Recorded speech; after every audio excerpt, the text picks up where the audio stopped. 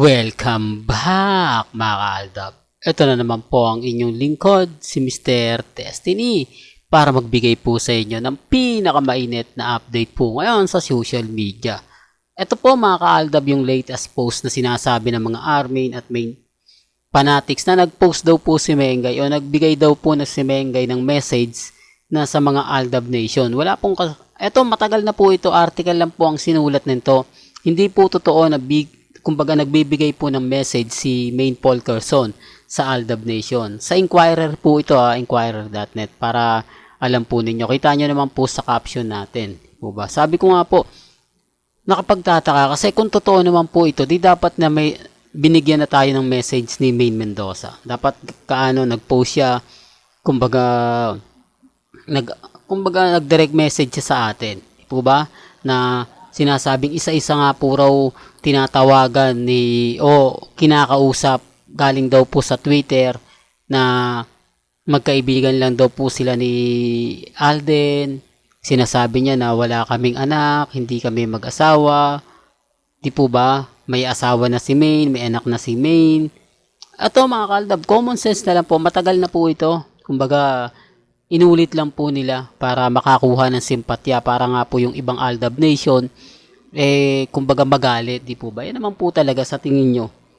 Maraming Aldab Nation ang nagdiretso po ba? Tapos sinasabi niya, hindi si Main yan, admin niya ng account ni Main. Alam nyo mga kaaldab, natatawa na lang po tayo Sa bagay, may kanya-kanya po tayong opinion, may kanya-kanya po tayong pananaw. Pero bago tayo magsimula at ituloy itong mainit na update po natin sa social media, kung bago ka lang sa channel na to at isa kang true-blooded Aldab Nation na nagmamahal po kina Mengay at Isoy, tama po ang channel na pinuntahan mo, kaya consider na po kitang bagong subscriber at huwag mong kalimutang i-share ang mga video po natin sa mga mami, sa mga titas at sa mga senior. Trending po ito mga kaaldab na kung saan bago tayo tumakbo kay Mengay, etong pag-post nga po kay Suset Doctolero. Alam niyo po ba na napakaraming komento po na inabot ngayon o sabihin natin na hindi rin pumapabor sa MTRCB yung mga naging mensahe ni Suset Doctolero mga kaaldab, na kung saan nga po dito nga po maraming nasaktan. Philippine Best Writer Suset pumalag at umalma ng todo-todong walang preno sa pagsuspindi ni rapist daughter Lala Soto sa It's Showtime. Ano ang masasabi nyo madlang people? Medyo masakit nga po ito, di po ba, na kumbaga hindi naman po totally si Tito Sen ang nagkaroon ng kaso, kundi si Bossing Vic Soto, Joey De Leon at Richie the Horsey. Bakit daw po nasasangkot si Lala Soto o si Tito Soto mga kaaldab? Na ako, may kanya-kanya tayong opinion sa bagay na yan, di po ba? Basta ako, kampante at matatag. Ito po kasi yung sinabi ni Suset Doctolero na kung saan nga po raw kumbaga parang kung titignan nyo, di po ba, in the world of show business, competition fuels progress instead of resorting to extreme measure that could be perceived as undermining the rival show.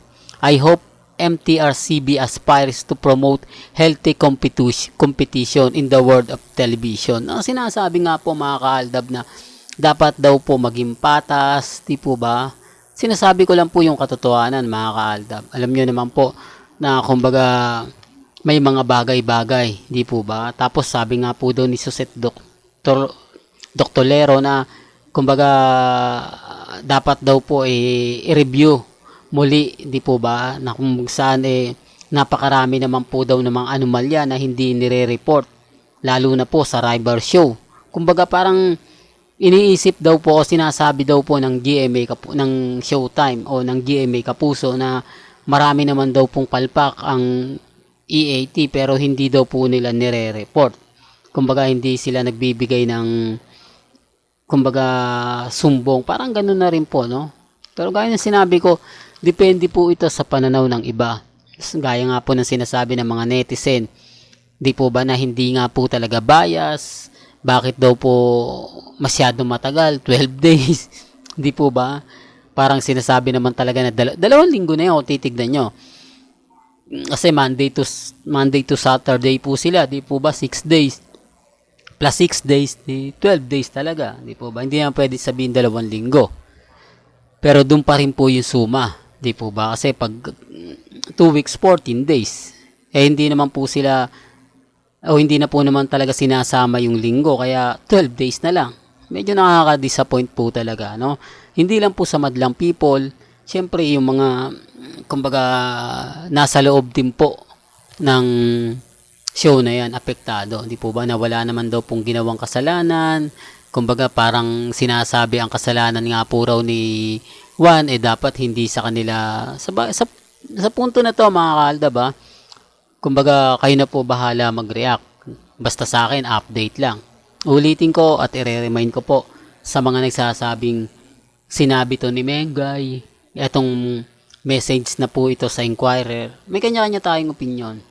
May kanya-kanya po tayong reaksyon. Basta sa akin, kung ano lang po yung latest, kung ano lang yung trending, yun po yung babalita natin. At hindi po tayo sabi ko nga po sa inyo, yung edited picture na kumalat na pinost ko, ang dami talaga magre-react. Siyempre, hindi po nila tanggap.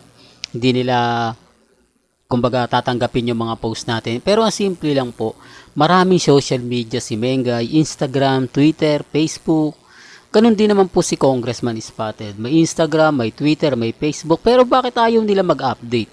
Bakit ayaw nilang kumuha ng mga video na 30 seconds, 50 seconds, 1 minute? Depende po sa kanila, di po ba? Marami naman po nagsasabi na sobrang kalug si Mengay. Di po ba? Yung pa kaya na siguro natapusan ng icing si Mengay, di po ba? Yung tipong kilig moment silang sa kanilang dalawa ni Congressman Spotted. Yung naghaharutan tapos binibidyoan mo. Kung ano po yung nakikita natin kay mga Salvador at kay Rambo. Ganun din sana yung makikita na. Pero wala eh. Di po ba? Di po ba magkasama si Katnel at si Rambo at si Maha? Issue na naman yan. Sasabihin na naman ako, dinidikit mo na naman Mr. Destiny. Hindi po, sinasabi ko lang po yung totoo. Depende na lang po ito sa mga tao magre-react sa akin. Depende na lang po ito sa mga taong magko-komento. Ang sa akin lang po, kung ano lang po yung pinag-uusapan, doon lang po ako. Depende na lang po sa inyo kung sino yung paniniwalaan po ninyo. Well, hanggang dito na lang po yung latest updates natin ha. Kaya kung gusto nyo pa po ng pinaka-latest at sariwang update, abay, tumutok lang po kayo sa channel ni Mr. Destiny para updated po kayo sa mga bagong video po na ilalabas po natin. Maya-maya lang. Hanggang sa muli, salamat po sa panonood at pakikinig.